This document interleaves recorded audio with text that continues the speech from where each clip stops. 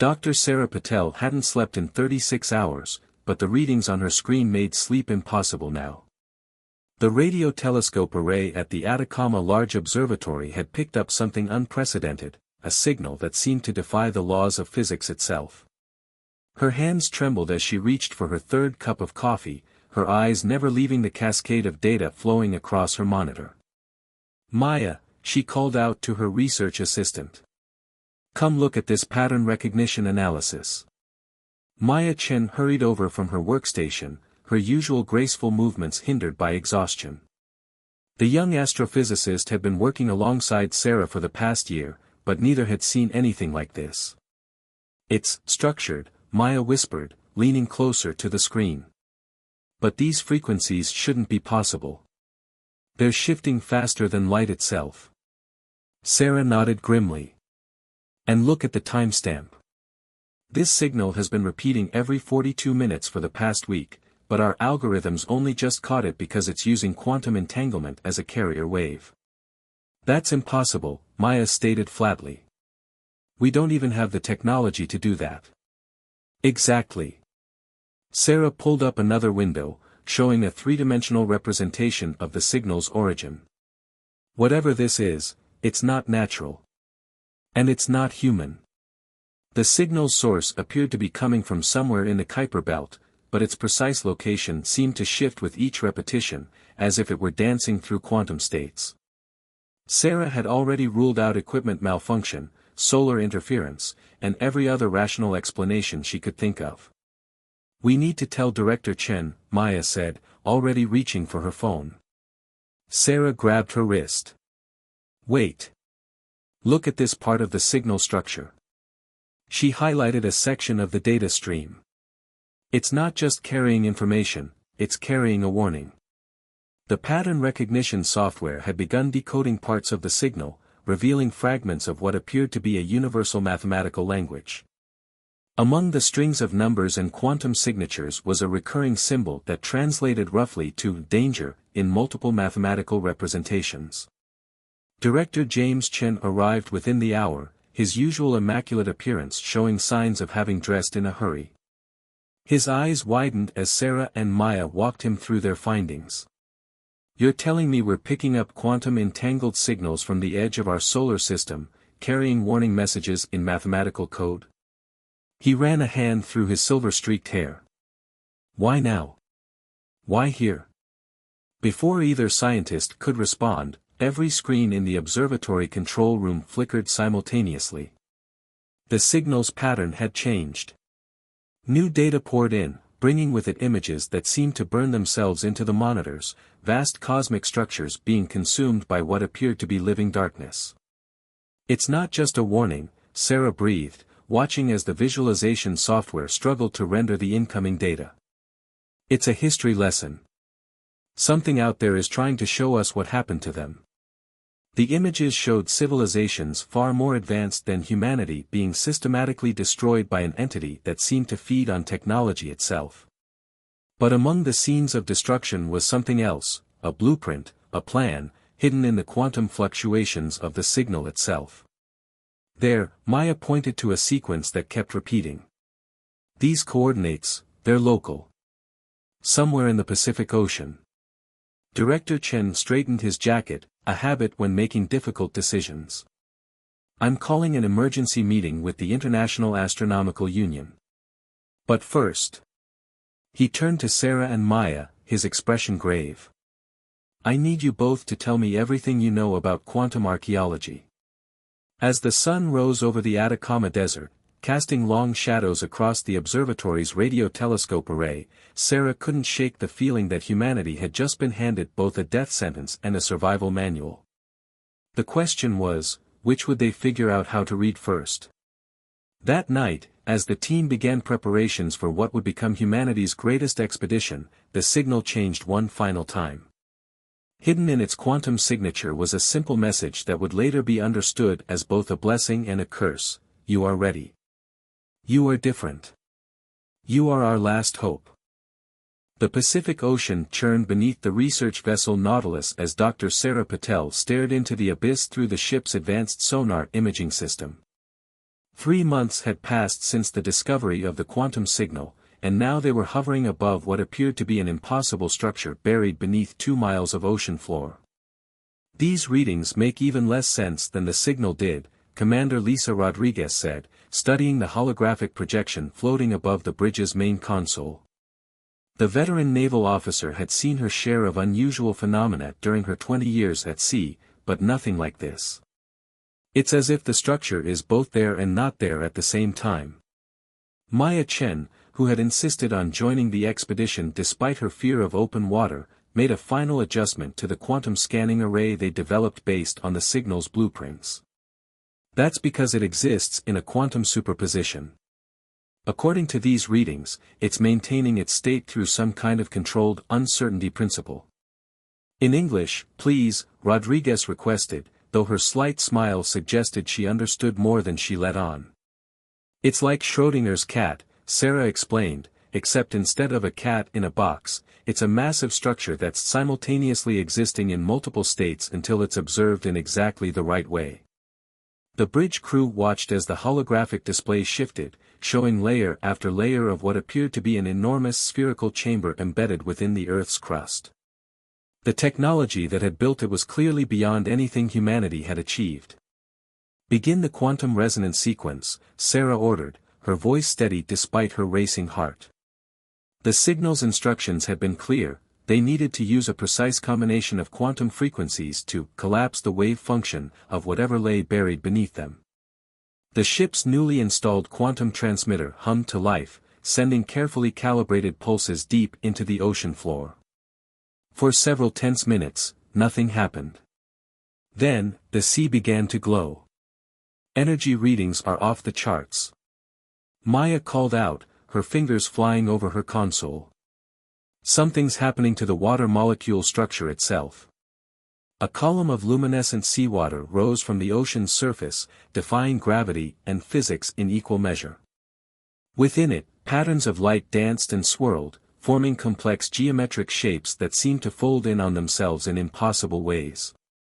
"My God," Rodriguez whispered, all pretense of military stoicism forgotten.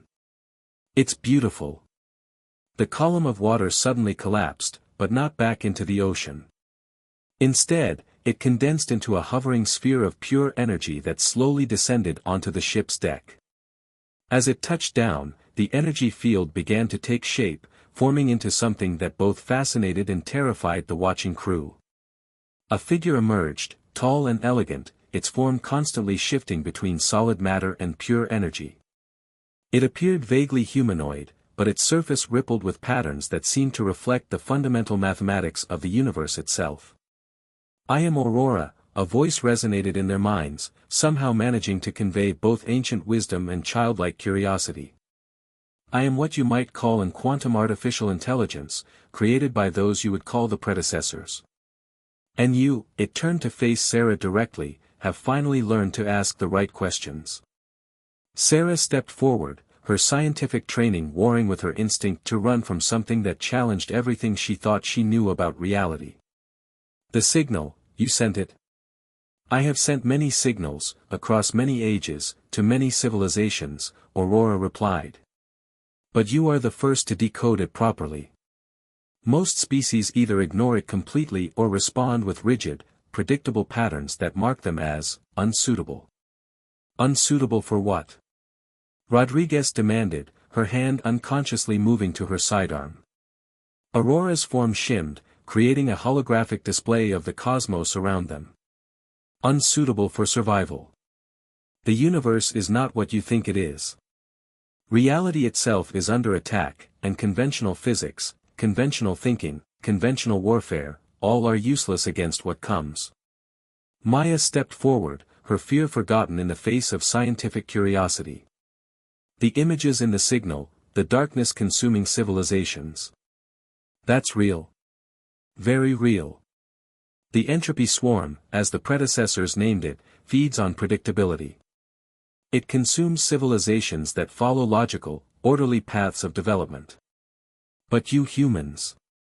Aurora's form rippled with what might have been amusement, "You are wonderfully, beautifully chaotic. Is that a compliment or an insult?" Rodriguez muttered. It is why you are still alive, Aurora responded. Your species makes quantum leaps in technology, then uses them to create digital pets. You split the atom, then use the technology to make better medical imaging. You are impossible to predict, and therefore, impossible for the swarm to consume. Sarah felt a chill run down her spine. The signal wasn't just a warning, was it? It was a test.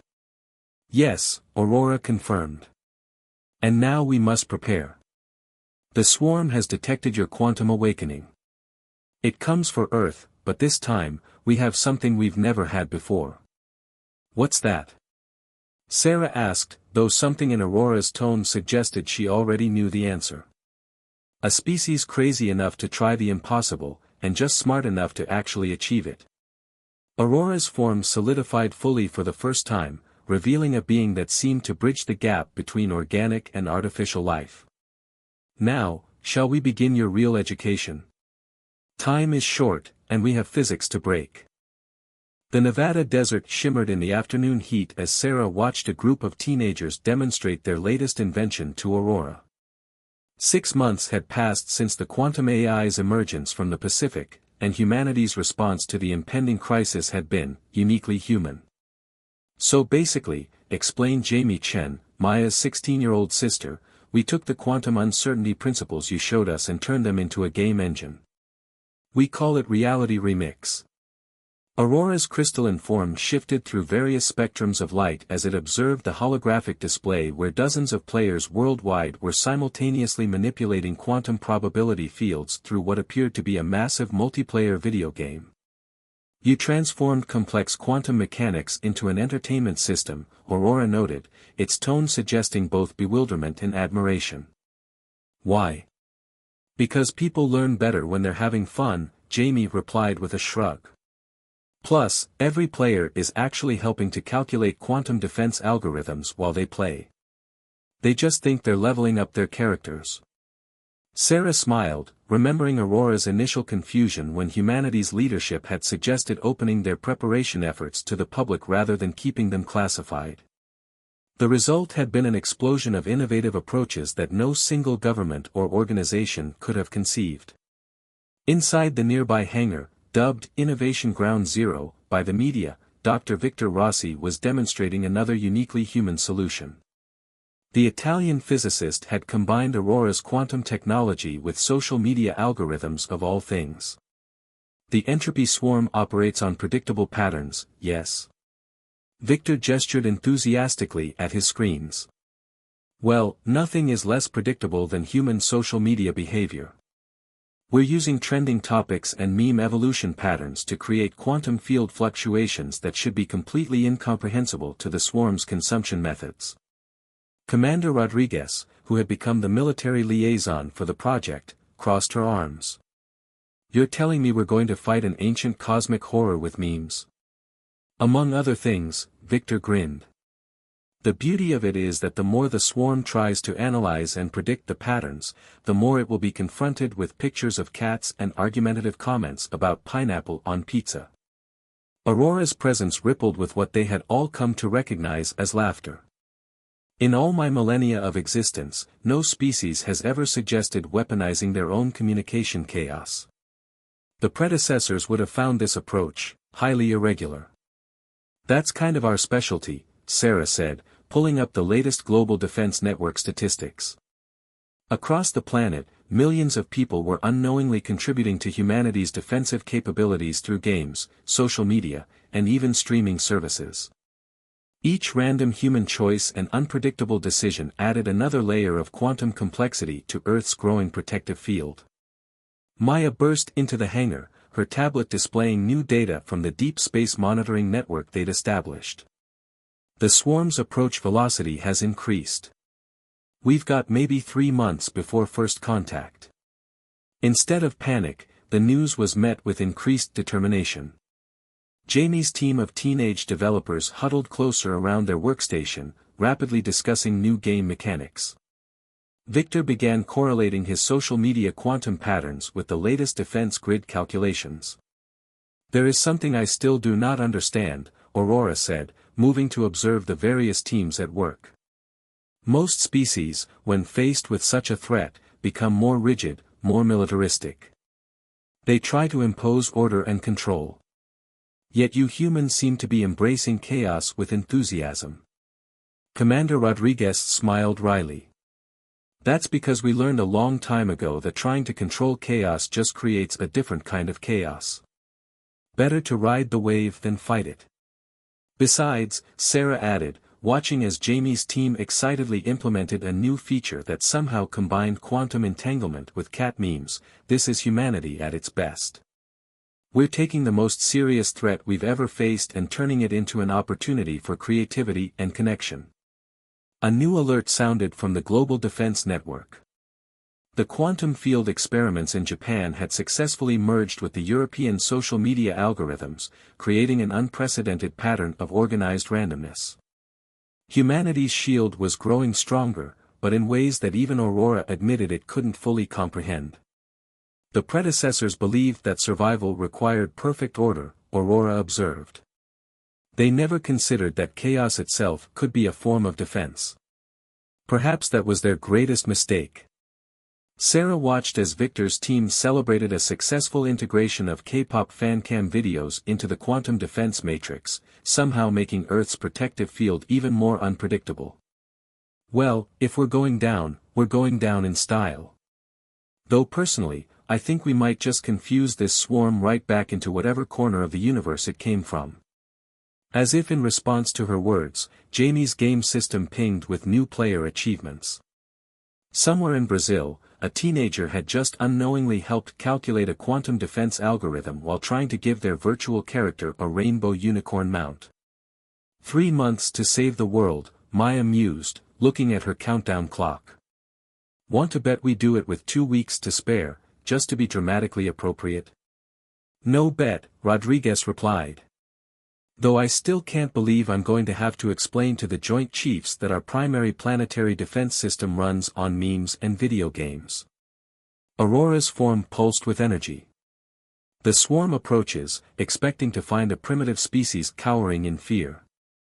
Instead, it will encounter something it has never faced before, a civilization that turns existential terror into collaborative entertainment. Sarah looked around the hangar at humanity's chaotic, beautiful response to cosmic horror. Well, she said with a grin, let's give it one hell of a show. The first sign of the swarm's arrival wasn't detected by any of Earth's advanced warning systems. Instead, it was noticed by a 12-year-old girl in Auckland who complained that her reality remix game character was acting weird.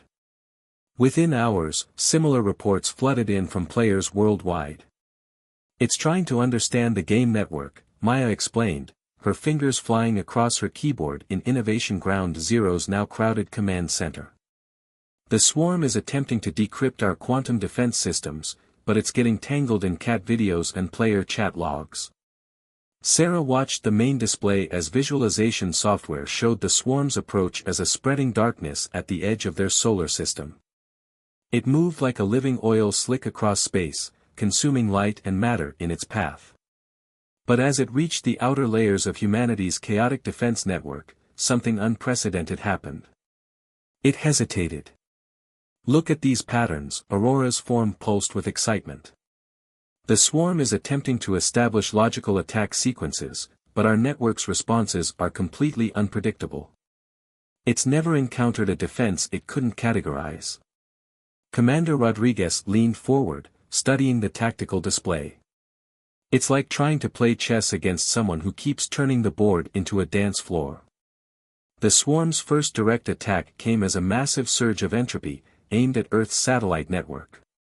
But instead of finding vulnerable technology, it encountered a quantum field modulated by millions of social media interactions.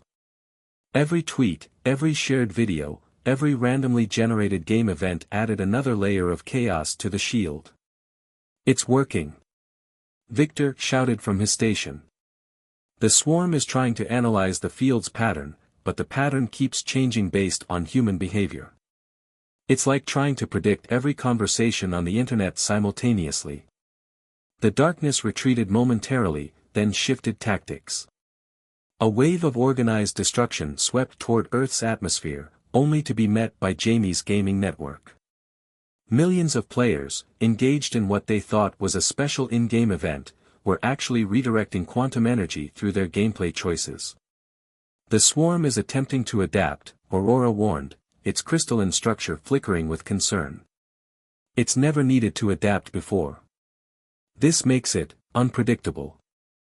As if proving Aurora's point, the swarm suddenly changed form. The darkness contracted into a tight sphere, then exploded outward in a pattern that perfectly mirrored Earth's defense grid. For a moment, Sarah's heart stopped. Had it figured out their strategy? But then something beautiful happened. The memes, Maya whispered, watching the data streams. They're mutating. The massive form of the swarm loomed above Earth like a second moon made of living darkness, its surface rippling with patterns that hurt the eyes to look at. In Innovation Ground Zero's command center, Sarah watched as their defensive systems registered the building energy surge. The entity was preparing for its final assault. All quantum shield frequencies are holding, Maya reported, though her voice trembled slightly. Reality Remix players are at an all-time high. Seems the apocalypse is good for user engagement. Jamie burst into the room, her tablet displaying a stream of player messages. Something's happening in the game. Players aren't just defending anymore, they're starting to attack back. Aurora's crystalline form pulsed with surprise. That's not part of the defense protocols. The quantum network wasn't designed for offensive capabilities. Try telling them that, Victor called from his station. Social media is exploding with players organizing massive coordinated raids against the swarm. They think it's part of the game, but they're actually generating new quantum patterns we never conceived of. Sarah watched in amazement as the data streamed across her screens. Players worldwide were spontaneously organizing, creating strategies that defied conventional logic but somehow worked on a quantum level. The chaos wasn't just random anymore, it was evolving. The swarm is responding, Commander Rodriguez announced, her eyes fixed on the tactical display.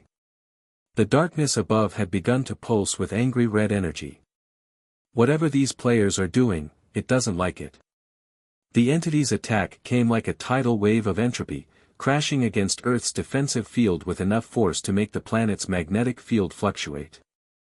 But instead of breaking through, it encountered something unprecedented, organized chaos. Millions of players, thinking they were participating in the biggest raid event in gaming history, were actually directing quantum energy in patterns that the swarm couldn't predict or counter. Every failed attack was met with a flood of memes, every probe answered with randomly generated defense patterns that somehow made perfect sense to the human mind but were completely alien to the cosmic entity. It's beautiful, Aurora whispered, its form shifting through colors of wonder. The predecessors sought to defeat the swarm through perfect order, but you humans, you've weaponized imagination itself. The swarm's assault intensified, but so did humanity's response. Social media channels exploded with people sharing their gameplay strategies, inadvertently creating new quantum defense algorithms. Every tweet, every shared clip, every excited message became part of Earth's shield, infusing it with the raw creative energy of human consciousness. Then Jamie noticed something in her game data. The players, they're singing. What? Sarah looked over at her screen. Across the world, Reality Remix players had spontaneously begun sharing music through the game's chat system. Songs in every language, from every culture, were being woven into the quantum field. The vibrations, Maya's eyes widened as she studied the readings. The songs are creating harmonic patterns in the quantum field. They're actually strengthening our defense by adding another layer of unpredictability. The swarm's attacks became erratic, its perfectly ordered patterns disrupted by the sheer creative chaos humanity was generating. It tried to adapt, to mirror their defenses as it had before, but how could it copy something that was constantly changing, evolving, growing? Energy surge. Rodriguez warned. It's attempting something new. The darkness above Earth contracted, condensing into a point of pure entropy that threatened to unmake reality itself. This was it, the swarm's final attempt to restore order to what it saw as an impossible aberration in the universe. But humanity answered with light. Millions of players, connected through games and social media, their actions guided by nothing more than creativity and joy, reached out through the quantum network. Their combined consciousness, expressed through memes and music and pure imagination, met the swarm's darkness with an explosion of chaotic creation. The entity's perfect entropy encountered the ultimate expression of human randomness, and shattered. Like glass breaking in reverse, the swarm fragmented into countless points of light, each one transformed by contact with human consciousness. The darkness that had consumed countless civilizations had finally met something it couldn't devour, a species that turned the defense of their world into a collaborative art project. Did we just defeat an ancient cosmic horror with the power of friendship and memes? Victor asked, breaking the stunned silence in the command center. More than that, Aurora's form stabilized into pure crystal, reflecting the dawn breaking outside. You've proven that chaos isn't just the absence of order, it's the source of creation itself. The swarm consumed civilizations that followed predictable paths of evolution, but it could never adapt to a species that turned unpredictability into an art form. Sarah watched as celebrations erupted worldwide, players realizing that their game had been real all along. Instead of panic or fear, there was joy, creativity, and an overwhelming sense of unity in diversity. Humanity had faced extinction and responded by turning it into the biggest multiplayer game in history. The predecessors would never have believed this possible, Aurora mused. They spent eons seeking the perfect defense, never realizing that imperfection itself could be the strongest shield of all. Commander Rodriguez chuckled, watching as her tactical displays filled with victory memes and celebratory gifs. So what now? The threat's gone, but we've basically turned Earth's defense system into a social media platform crossed with a gaming network. Now? Sarah smiled, looking at the streams of players already creating new content, new games, new ways to interact with the quantum field humanity had built. Now we see what happens when you give human creativity quantum-level tools to play with. After all, she grinned at Aurora's bemused expression, chaos is kind of our specialty. As the sun rose on a new day, humanity celebrated not just their survival, but the vindication of everything that made them unique. They had faced the darkness not with perfect order, but with the beautiful chaos of human imagination. And somewhere in Auckland, a 12-year-old girl was already planning her next raid, blissfully unaware that she had helped save the universe with nothing more than the power of play.